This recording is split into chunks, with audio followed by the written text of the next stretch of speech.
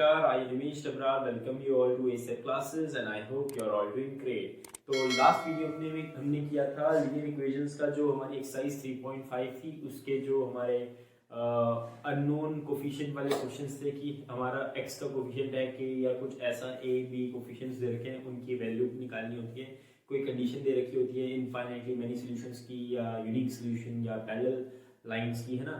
तो वैसे टाइप के क्वेश्चंस किए थे। अब इस वीडियो में हम करने वाले हैं एक्सरसाइज 3.5 के जो हमारे वर्ड प्रॉब्लम्स टाइप के क्वेश्चंस हैं उन सबको निपटा देंगे इसी वीडियो के अंदर। तो ये हमारा पार्ट 8 ऑफ लीनियर इक्वेशंस। तो बिना किसी डिले के शुरू करते हैं। तो देखिए पहला क्वेश्चन क्या बोल रहा है कि a part of monthly hostel charges is fixed and the remaining depends on the number of days one has taken food in the mess.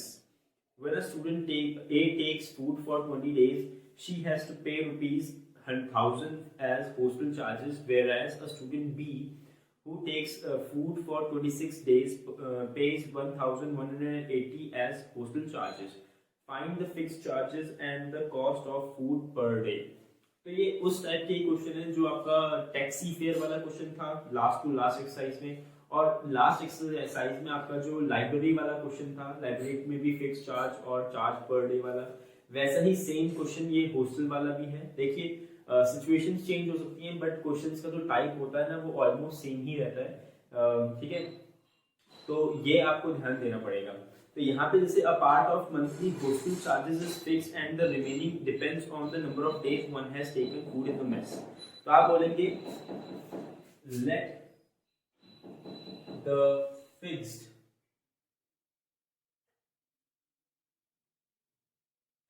charges be x, है ना। हम फिक्स चार्ज को x मान लेते हैं and charge per day be y. हम charge per day को हम y मान लेते हैं कि कितने दिन उसने खाना खाया, मतलब हर दिन के खाना खाने का चार्ज y है। तो ये करके हम क्या करेंगे, अब क्वेश्चन को सॉल्व करना शुरू करेंगे। अब देखो क्या बोला उसने कि एक लड़की मतलब एक स्टूडेंट ने क्या किया, 20 दिन क्या किया, खाना खाया, तो उसे 1,000 रुपए देने पड़े। तो हम बोलेंगे इस कंडीशन के हिसाब से क्या हो जाता है कि हमने पहले तो उस लड़की ने फिक्स चार्ज x दिया होगा प्लस उसने 20 डेज खाना खाया है, तो 20 इंटू वाई, मतलब एक दिन का खाने का पैसा है y, तो पूरा टोटल 20 डेज का कितना हो जाएगा 20y, ये इक्वल्स टू है हमारा 1000 के। फिर ये हो गया, ये हमारी फर्स्ट इक्वेशन आ जाती है यहाँ से। और फिर हम बोलेंगे नेक्स्ट वाली इक्वेशन में क्या बोल रहा है कि एक दूसरे स्टूडेंट ने क्या किया, 26 डेज खाना लिया, तो उसको 1,180 रुपीज उसे पे करने पड़े। तो यहाँ पे ऐसा हो जाएगा x plus 26y is equal to 1180। ये आपकी सेकेंड इक्वेशन। तो ये दो इक्वेशन आती है। तो आप ऐसा करो, वीडियो पॉज करो, इस इक्वेशन को, इन दो इक्वेशन को सॉल्व करके x y की वैल्यू निकालो और फिर मैं भी यहाँ पे निकाल ही रहा हूँ। चलिए अब शुरू करते हैं। यहाँ पे देखो हम करेंगे हम दोनों फर्स्ट सबट्रैक्टिंग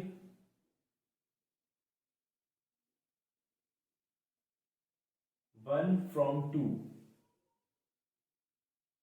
दूसरी इक्वेशन में से फर्स्ट को माइनस कर देंगे तो देखो क्या होगा, यहाँ पे हमारा x का कोफिशिएंट पहले से ही सेम है, तो आपको ज्यादा कुछ मेहनत करने की जरूरत नहीं है, सीधा कैंसिल आउट, मतलब सबट्रैक्ट करो, x से x कैंसिल हो जाएगा, हमें इजीली y की वैल्यू मिल जाएगी। तो यहाँ पे आएगा x plus 26y 1180, x plus 20y is equals to 1000, minus minus minus सब में माइनस हो जाएगा, x से x कैंसिल, ये माइनस होगा तो 6y इज इक्वल्स टू यहाँ पे 180 आ जाएगा। तो y की वैल्यू आपको दिखेगा कि ₹30 आ जाएगी, है ना, यहाँ से।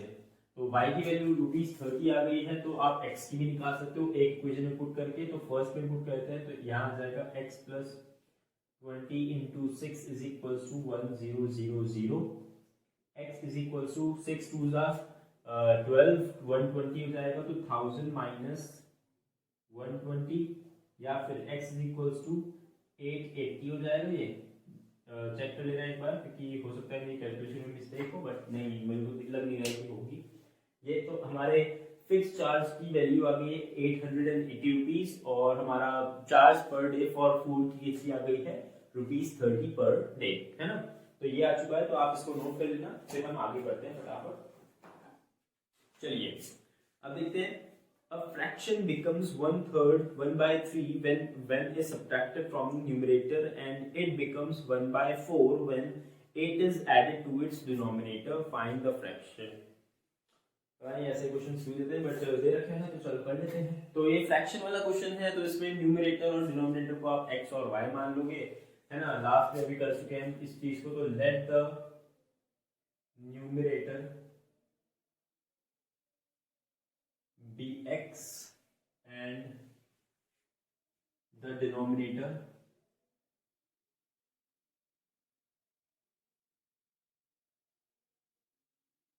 be y। हमने न्यूमरेटर को x मान लिया, डिनोमिनेटर को y मान लिया। अब हमें क्या करना है, फ्रैक्शन का जो हमें कंडीशन दे रखी है वो लगानी है। तो देखो क्या बोल रहा है कि अगर हम when fraction becomes 1/3 1/3 कब बनता है, when 1 is subtracted from the numerator। तो अगर न्यूमरेटर में से 1 सब्ट्रैक्ट कर दे तो x माइनस 1 और अपॉन में डिनोमिनेटर, ये बन जाता है हमारा 1/3। ये कुछ ऐसा बोल रहा है हमें, ठीक है। तो ये हो गया। इसको थोड़ा सा सिंपलीफाई कर लो तो ये 3x minus 3 is equals to y आ जाएगा, या फिर ये इधर आएगा तो 3x plus minus y equals to 3। ये फर्स्ट इक्वेशन में आती है। फिर देखो नेक्स्ट कंडीशन में क्या बोल रहा है कि it becomes 1/4 when 8 is added to its denominator। मतलब कि अगर 8 हम उसके डिनोमिनेटर में ऐड करते हैं तो फ्रैक्शन क्या बन जाता है, 1/4। So let's begin. तो यहाँ पे देखो क्या होगा, x upon y plus 8, denominator में हमने 8 ऐड कर दिया तो यहाँ पे आ जाएगा 1/4। तो क्रॉस मल्टीप्लाई करो, ये आ जाएगा 4x is equals to y plus 8, या फिर 4x minus y is equals to 8। तो ये आ गई हमारी सेकंड इक्वेशन। तो दो इक्वेशन आपको मिल चुकी है। तो मुझे यहाँ पे दिखाई देता है कि फर्स्ट इक्वेशन और सेकंड इक्वेशन में दोनों में जो y का कोफिशिएंट है ना वो पहले से सेम है। तो अगर आप इन इक्वेशंस को आपस में माइनस कर दोगे, माइनस क्यों करना है, क्योंकि देखो दोनों का साइन सेम है, और साइन जब सेम होता है तो एलिमिनेट करने के लिए उन्हें आपस में माइनस करना पड़ता है। ऐड कब करना पड़ता है, जब दोनों जो दो वेरिएबल्स हमको वो एलिमिनेट करने ना उनका साइन क्या है, डिफरेंट है ना। तो यहाँ पे हम बोलेंगे सब्ट्रैक्टिंग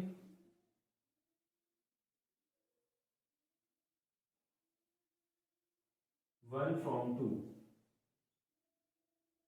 1 from 2 सब्ट्रैक्ट कर देते हैं तो क्या आएगा, 4x minus y equals to 8, 3x minus y equals to 3, minus plus minus. तो देखते हैं क्या आएगा, ये तो कैंसिल हो गया।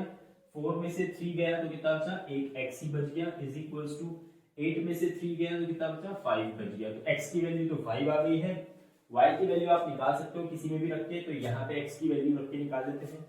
तो यहाँ पे देखो क्या होगा, 3 into 5 minus y equals to 3। तो ये 15 minus y equals to 3।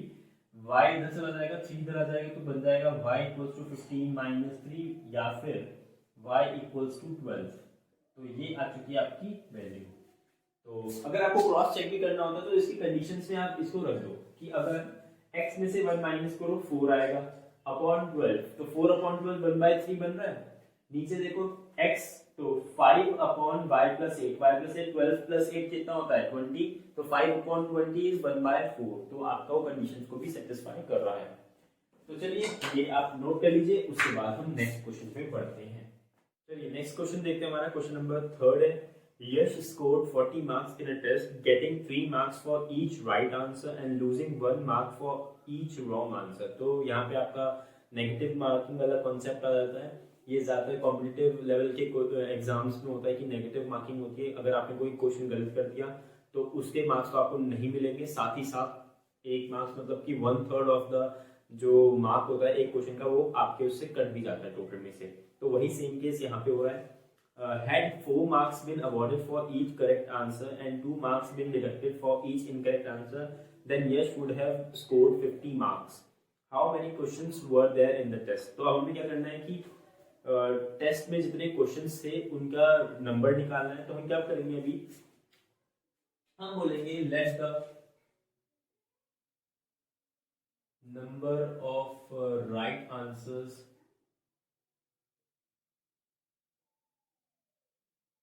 B x.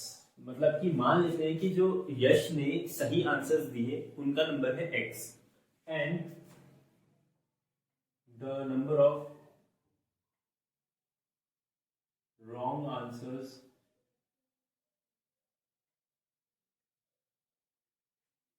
B y. ठीक है, हमने बोला कि चलो उसने सही आंसर जितने दिए वो मान लेते हैं एक्स है और जो गलत आंसर दिए उसने वो मान लेते हैं वाई है। अब फर्स्ट कंडीशन के हिसाब से देखोगे कि यश को 40 मार्क्स मिले हैं और 40 मार्क्स कैसे मिले उसे, जब उसने क्या किया होगा, एक सही आंसर के 3 मार्क्स उसे मिला होगा और एक गलत आंसर के लिए उसको 1 मार्क्स उसका कटा होगा। तो इसका मतलब ऐसा कुछ हो जाता है कि 3 एक सही आंसर का जो मार्क है वो 3 है, तो x सही आंसर्स के मार्क्स कितने हो जाएंगे, 3 into x है ना। जैसे मान लो कि 10 क्वेश्चंस है और 10 क्वेश्चंस के जो एक एक क्वेश्चन का जो मार्क है वो आपको 4 मार्क्स देता है, तो पूरे 10 क्वेश्चन कितने मार्क्स देंगे आपको, 4 into 10। वही सेम केस है यहाँ पे कि अगर एक क्वेश्चन के मार्क्स हैं 3 तो x क्वेश्चन कितने मार्क्स देंगे आपको, 3x। बट यहाँ पे वो माइनस होना है जो कि क्या है, गलत आंसर दिए गए हैं उनका जो डिडक्शन है, 1 मार्क का डिडक्शन हो रहा है हर एक क्वेश्चन के लिए, तो वो भी यहाँ पे हटाया जाएगा इस टोटल में से, है ना। तो यहाँ पे देखो अगर y नंबर ऑफ क्वेश्चन उसने गलत किए हैं और एक क्वेश्चन के लिए, एक गलत क्वेश्चन के लिए 1 मार्क कट रहा है, तो यहाँ पे y मार्क्स कट ही जाएंगे, y into 1 हो जाएगा, है ना। रॉन्ग एक y रॉन्ग आंसर्स है, एक रॉन्ग आंसर का 1 मार्क्स कटना है, तो y into 1 आपका यहाँ पे कट जाएगा और टोटल कितना मिला उसे, फिर उसे मिले 40 मार्क्स। तो ये इसका हमारी फर्स्ट इक्वेशन बनने वाली है। फिर देखो उसने बोला है कि नेक्स्ट कंडीशन में कि उसे अगर 4 मार्क्स मिले होते हर एक सही आंसर के लिए, तो यहाँ पे 4x हो जाएगा, 4 मार्क्स मिले उसे सही आंसर पे, तो टोटल मार्क्स कितने हो गए 4x माइनस उसे कितने मार्क्स कटे होते, 2 मार्क्स कटे होते हर गलत आंसर के लिए, तो यहाँ पे 2y हो जाएगा इज इक्वल टू से कितने मिले होते टोटल 50। तो ये हो गया हमारा सेकंड इक्वेशन। तो ये दो इक्वेशंस हो गई है। अब देखो सेकंड इक्वेशन, इसे ना मानकर मैं क्या करता हूँ, इसको और सिंपलीफाई करता हूँ, 2 कॉमन ले लूंगा, तो यहाँ पे 2x minus y equals to 25 हो जाएगा। तो ये हम सेकंड इक्वेशन मान लेते हैं। अब आपको टोटल नंबर ऑफ क्वेश्चंस निकालने हैं, तो टोटल नंबर ऑफ क्वेश्चंस कैसे निकालोगे, यहाँ पे x और y को ऐड कर लोगे, ठीक है। x और y को ऐड कर लेंगे तो हमारे पता चलेगा कितने सही क्वेश्चंस है, मतलब सॉरी कितने नंबर ऑफ क्वेश्चंस हैं। यहाँ पे उसने ऐसा नहीं दिया है कि उसने कुछ क्वेश्चन ऐसे नहीं है कि जो उसने अटेम्प्ट ना किए हो, उसने अटेम्प्ट सारे किए हैं, कुछ सही गए कुछ गलत गए, ठीक है। अगर ऐसा भी होगा कि कुछ अनअटेम्प्टेड क्वेश्चंस हैं तो वो आपको वहां पे उसकी इंफॉर्मेशन भी देगा।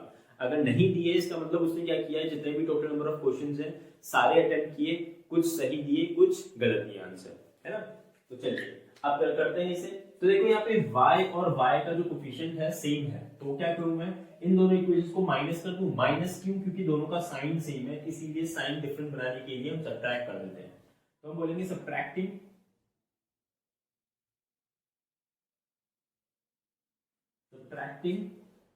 2 from 1।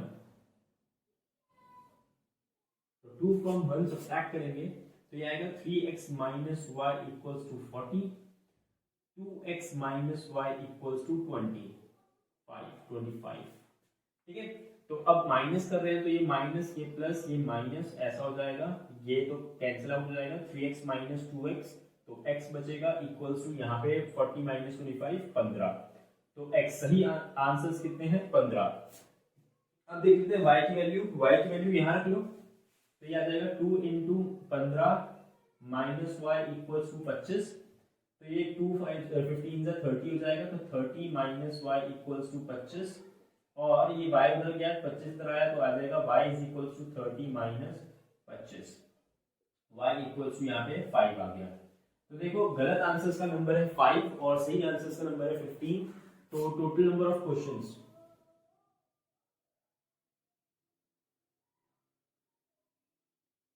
कितना हो जाएगा, 15 plus 5 which is equals to 20। तो 20 नंबर ऑफ क्वेश्चंस उसके एग्जाम में आए थे, जिसमें से उसने 15 सही किए, 5 उसने गलत किए। तो चलिए आप ये नोट कर लीजिए, फिर हम आगे बढ़ते हैं। चलिए क्वेश्चन नंबर 4 पे आते हैं। क्वेश्चन नंबर 4 क्या बोलता है, places A and B are 100 kilometre apart on a highway, मतलब कि A और B कितने दूर हैं, 100 किलोमीटर दूर है। तो मैं पहले पूरा क्वेश्चन ही रीड मार लेता हूँ। One car starts from A and another from B at the same time. If the cars travel in the same direction at different speeds, they meet in 5 hours.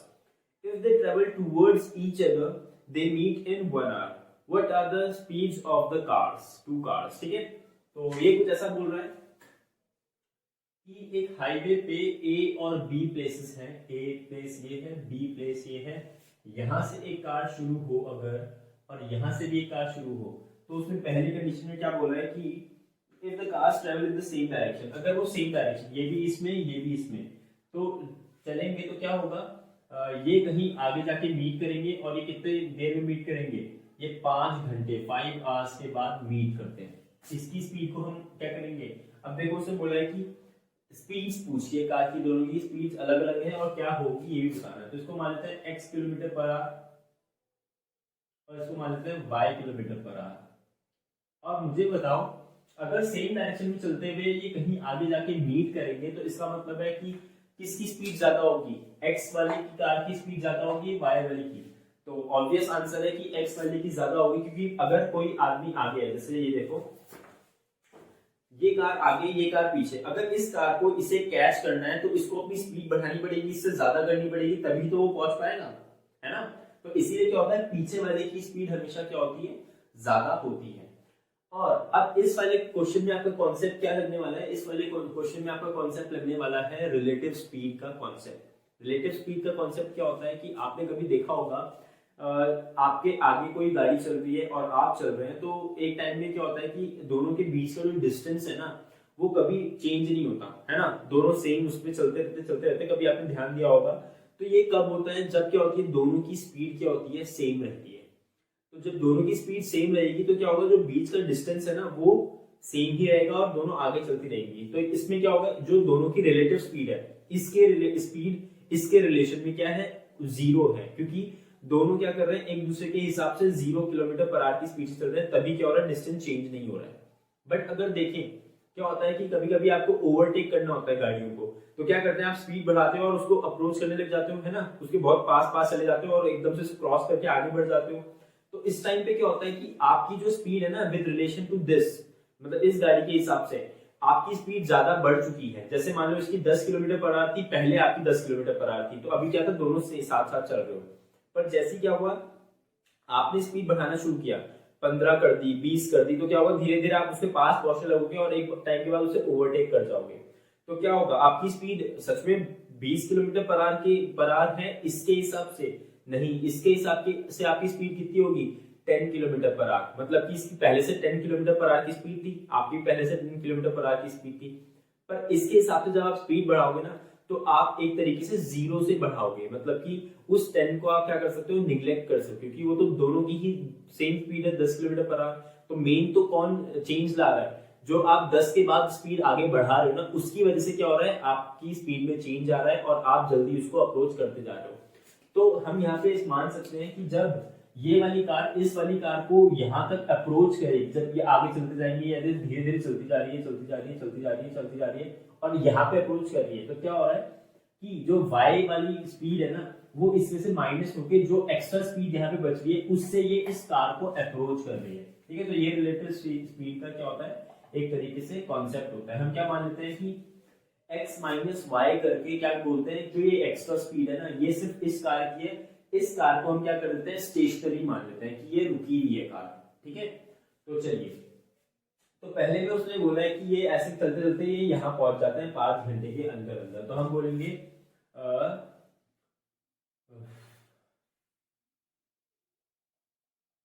100 upon x minus y equals to 5 hours. ठीक है, मतलब कि क्या हुआ, ये total distance यहाँ से यहाँ तक 100 किलोमीटर। हमने मान लिया कि जो y वाली कार है ना, ये क्या है, स्टेशनरी है, अपनी जगह पे खड़ी हुई है, और ये x वाली जो कार है, ये x माइनस वाई की स्पीड से इसको अप्रोच कर रही है। तो ये यहाँ से यहाँ तक चलेगी, तो कितना डिस्टेंस चल रही है, 100 किलोमीटर। तो distance upon speed is equal to क्या हो गया, यहाँ पे टाइम हो गया। तो इससे हमें क्या मिल जाएगा, तो ये आ जाएगा 5x minus y equals to 100 या फिर 5 से डिवाइड होगा तो ये 20 आ जाएगा, तो x minus y equals to 20 आ गया। अब ये तो पहली वाली कंडीशन थी। अब सेकंड कंडीशन में क्या बोल रहे हैं कि दोनों कारें ना सेम डायरेक्शन में जा रही हैं, तो ये कार यहाँ से यहाँ जाएगी और ये कार यहाँ से यहाँ जाएगी, तो टोटल देखोगे दोनों कारें मिलके क्या कर रही है 100 किलोमीटर ही चल रही है। पर क्या हो रहा है, अब दोनों ना ज्यादा तेज आएंगी। अब मुझे बताओ कि आप यहाँ पे खड़े हो, यहाँ पे आपका दोस्त खड़ा है ना, और आप यहाँ से यहाँ भागे और ये यहाँ से यहाँ भागा, तो ये दोस्त आपको जल्दी पकड़ पाएगा या देर लगेगी एज कम्पेयर टू अगर दोनों एक दूसरे की तरफ भाग रहे होते और एकदम से पकड़ लेते। तो जब दोनों सेम डायरेक्शन मतलब अपोजिट डायरेक्शन में भागते तो आपका दोस्त इजीली आपको कैच कर पाता ना, बट अगर ऐसे भागोगे तो क्या होगा, दोस्त को थोड़ा सा टाइम लगेगा आप तक पहुंचने पे। इसीलिए क्या होगा कि इस वाली कंडीशन में जब दोनों अपोजिट डायरेक्शन में जा रहे हैं तो यहाँ पे स्पीड क्या हो जाएंगी, ऐड हो जाएंगी। तो 100 upon x plus y will be equal to यहाँ पे 100 आ जाएगा, और यहाँ से फिर आप 100 नहीं आएगा, कितना टाइम बोला उसने 1 आवर बोला है, तो यहाँ से x plus y is equal to आपका 100 आ जाएगा। तो एक इक्वेशन यहाँ से ये हो गई है और एक ये हो गई है। अब आपको सिंपली कुछ नहीं करना है, इन दोनों को आपस में ऐड कर दो, क्योंकि ऐड भी करना है क्योंकि यहाँ पे देखो y का साइन डिफरेंट है और कोफिशिएंट भी सेम है, तो हम बोलेंगे एडिंग 1 and 2, एडिंग 1 and 2, तो एडिंग 1 and 2 करेंगे तो x plus y equals to 100, x minus y equals to 20, और जब करेंगे ऐड तो ये आ जाएगा 2x और ये तो कट जाएगा इक्वल्स टू 120, या फिर x की वैल्यू आ जाएगी यहाँ पे 60 किलोमीटर पर आवर। तो हमारे जो x वाली कार है उसकी स्पीड है 60 किलोमीटर पर आवर, और देखते हैं y की वैल्यू क्या है। यहाँ पे रख देते हैं x की value 60 minus y equals to 20, या फिर y equals to 40 kilometre per our.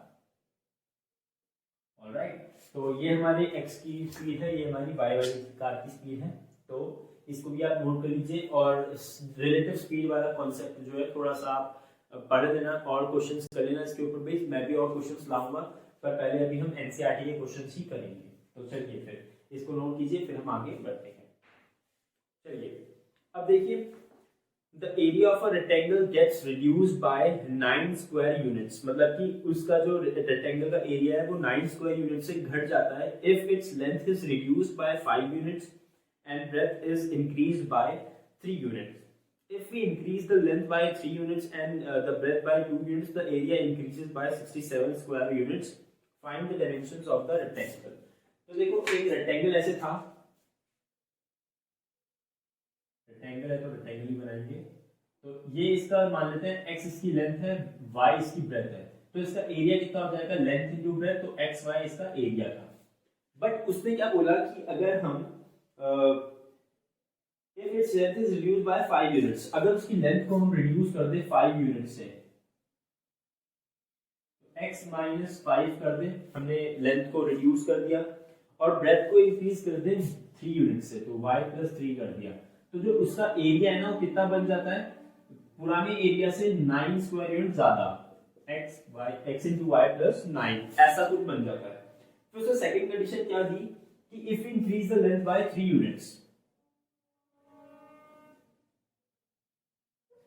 अब x प्लस 3 यूनिट्स हुआ और y भी क्या हुआ, ब्रेथ को उसने 2 यूनिट से इंक्रीज किया, y को उसने 2 यूनिट से इंक्रीज किया, तो जो अब नया एरिया है ना वो कितना हो जाता है। अच्छा यहाँ पे ये रिड्यूस हुई है लेंथ, एक्स वाई पहले की लेंथ थी उसमें से 9 यूनिट घट गया, तो यहाँ पे एक्स वाई पहले की जो एरिया था उसमें क्या हुआ 67 स्क्वायर यूनिट्स और ऐड हो गया जब हमने ऐसा किया। तो ये दो कंडीशंस दी हैं उसमें, तो हम यहाँ पे इसको सॉल्व करने के लिए हम क्या बोलेंगे, let the length of the rectangle B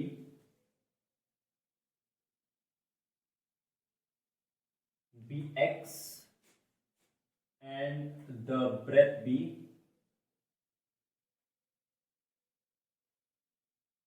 y। हमने लेंथ को x मान लिया, ब्रेथ को y मान लिया, तो अब क्या होगा, अब पहली कंडीशन के हिसाब से हमारा क्या हो जाएगा, x minus 5 into y plus 3। हमने क्या किया, जो ये नई लेंथ और ब्रेथ आई है इसको एरिया निकालने के लिए मल्टीप्लाई किया, तो एरिया कितना आया xy माइनस 9, ये आया हमारा नया एरिया।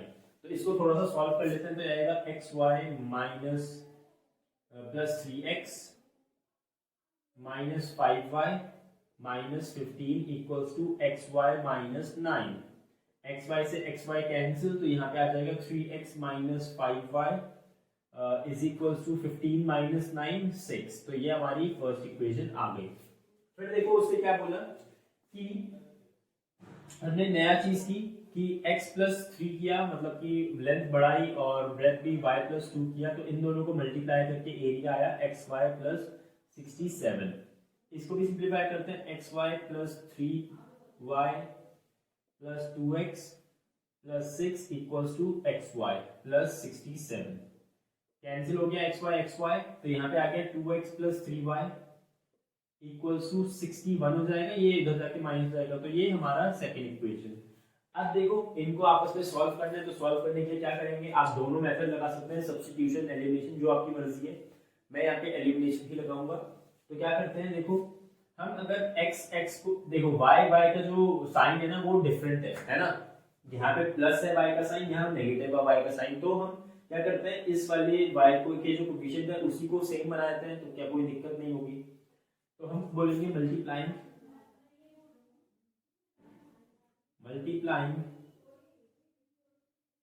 1/3 है ना, इसको 3 से मल्टीप्लाई करो तो 3 5 15, इसको 5 से तो 5 3 15, तो दोनों का कोएफिशिएंट सेम जाएगा। एंड 2/5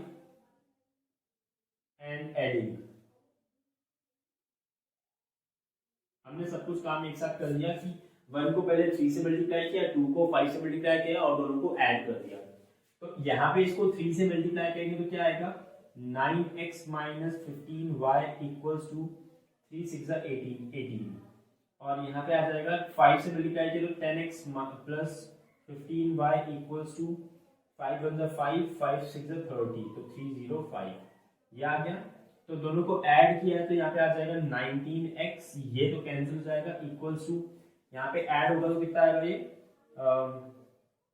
3 1 2 और ये 3 ही बचेगा, 3 2 3, तो x इज इक्वल्स टू 323/19। जरा इसे डिवाइड करते हैं तो 19 1 जा 19 ही होगा, क्योंकि 19 2 जा कितना हो जाता है 38 हो जाता है, तो वो ज्यादा से ज्यादा आएगा, तो 19 1 जा 19, तो 13 बचेगा 133 आता है क्या?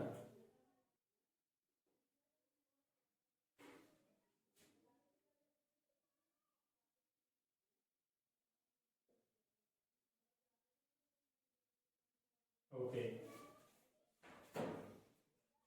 चलिए हमने कोई मिस्टेक नहीं की है। एक्चुअली में मेरे को याद नहीं आया कि इसके टेबल में 7 टाइम्स 133 आता है। तो x की वैल्यू यहाँ पे देखो 17 मीटर, सेंटीमीटर है, मीटर है, यूनिट्स है, 17 यूनिट्स आपको मिल चुकी है। और अब y की वैल्यू निकालनी है, तो किसी एक पे रख दो जहाँ पे आपको अच्छी लगे। तो मेरे को यहाँ पे ज़्यादा अच्छा लग रहा है, तो 3 into 17 minus 5y equals to 6 हो जाएगा। 3 7 21, 1 2 51 minus 5y equals to 6, 5y इधर गया तो 5y इक्वल्स टू 51 माइनस 6 कितना हो जाएगा 45, तो y की वैल्यू 9 यूनिट्स आ जाएगी। तो आपको ये भी मिल चुकी है, तो ये आंसर हमारा आ चुका है। तो आई होप आपको ये समझ में आया होगा। तो ऐसे क्वेश्चंस आप ट्राई कर लेना। यहाँ से आपकी जो एक्सरसाइज 3.5 है वो होती है खत्म। अब इसके बाद हम लास्ट एक्सरसाइज करने वाले हैं इस चैप्टर की, जो कि इम्पोर्टेंट काफी है, क्योंकि ये रिड्यूसिबल वाली इक्वेशंस है कि equations reducible to linear equations वाली। तो वो हम पहले कॉन्सेप्ट समझेंगे कि कैसे वो रिड्यूस करना होता है। उसके बाद में सॉल्व तो आपको नॉर्मली एलिमिनेशन सब्स्टिट्यूशन वगैरह आ ही गया है, बट मेन है वो, और उसके वर्ड प्रॉब्लम्स भी उस एक्सरसाइज में है। तो चलिए फिर मिलते हैं नेक्स्ट वीडियो में, तब तक के लिए मेहनत करते रहिए। धन्यवाद।